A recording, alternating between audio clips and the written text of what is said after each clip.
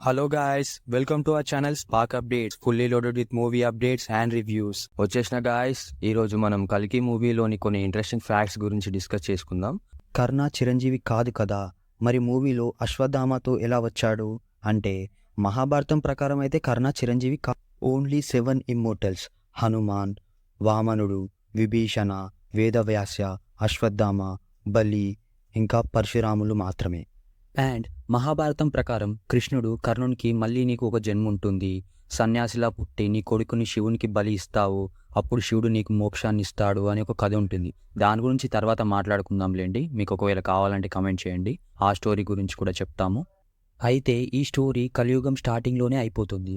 మరి మూవీలో కర్ణుడు ఎలా ఉన్నాడు అంటే, దీనికి మా గెస్ ప్రకారం నాగశ్విన్ గారు సినిమాటిక్ లిబర్టీ తీసుకున్నారు కావచ్చు.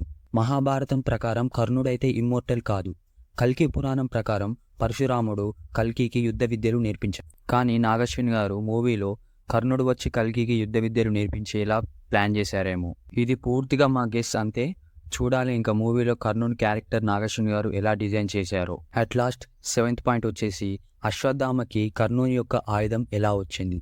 ఆ ఆయుధం పేరు విజయధనస్సు అన్నమాట. శివుడు తారకాసుర అనే రాక్షసుని కొడుకులు నిర్మించిన త్రిపుర అనే సిటీని నాశనం చేయడానికి విశ్వకర్మ తయారు చేసిన ఆయుధమే ఈ విజయధనస్సు. అలా శివుడు తారకాసురుని అతని కొడుకుల్ని సంహరించాక ఆ విజయధనుస్సుని ఇంద్రదేవునికి ఇచ్చాడు. పరశురాముడి పరాక్రమానికి ఇంప్రెస్ అయిన ఇంద్రదేవుడు ఆ విజయధనుస్సుని పరశురాముడికి ఇస్తాడు. క్షత్రియులు తమ ప్రజానికానికి ఇబ్బంది పెడుతున్నారని 21 సార్లు భూమండలమంతా తిరిగి పరశురాముడు ఈ విజయధనుస్సుతోని అందరినీ సంహరిస్తాడు. ఈ ప్రాసెస్లో పరశురాముడు గెలుచుకున్న భూమి అంతటిని బ్రాహ్మణులకు దానం చేస్తాడు. తరువాత మహాభారతం ప్రకారం కర్ణుని ప్రతిభ చూసి పరశురాముడు విజయధనుస్సుతో పాటు మరి ఎన్నో ఆయుధాలని కర్ణునికి ప్రసాదిస్తాడు.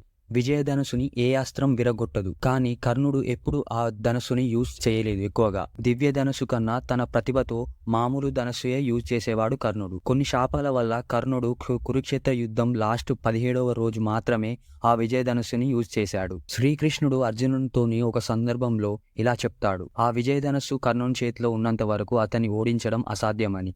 అంత పవర్ఫుల్ ఆ విజయధనుస్సు. యుద్ధంలో కర్ణుని రథచక్రం భూమిలో ఇరుక్కుపోతుంది. దానికోసం కర్ణుడు ఆ విజయధనుస్సుని విడిచి రథం దిగి చక్రాన్ని లేపడానికి వస్తాడు.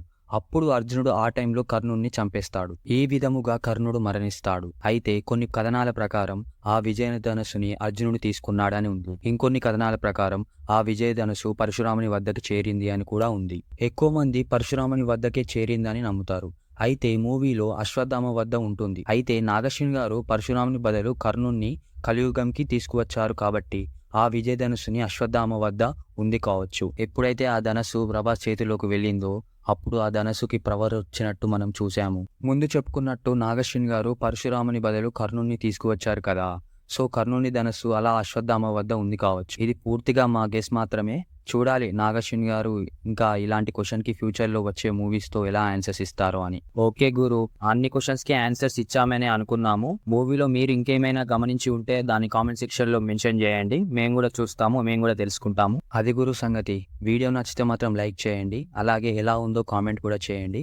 మీరు ఇలా లైక్ చేసి కామెంట్ చేస్తే మాకు ఎంకరేజ్మెంట్ వస్తుంది, బూస్ట్ ఇచ్చిన వాళ్ళు అవుతారు. మేము ఫ్యూచర్లో కూడా ఇలాంటి టాపిక్స్ మీద వీడియో చేయడానికి మాకు ఎంకరేజ్మెంట్ వస్తుంది. So please do support us. That's it. మీరు ఇంకా మా ఛానల్కి సబ్స్క్రైబ్ చేసుకోనట్టయితే ప్లీజ్ సబ్స్క్రైబ్ చేసుకోండి, లైక్ చేయండి, షేర్ చేయండి అండ్ పక్కనే ఉన్న బెల్ ఐకాన్ని నొక్కండి.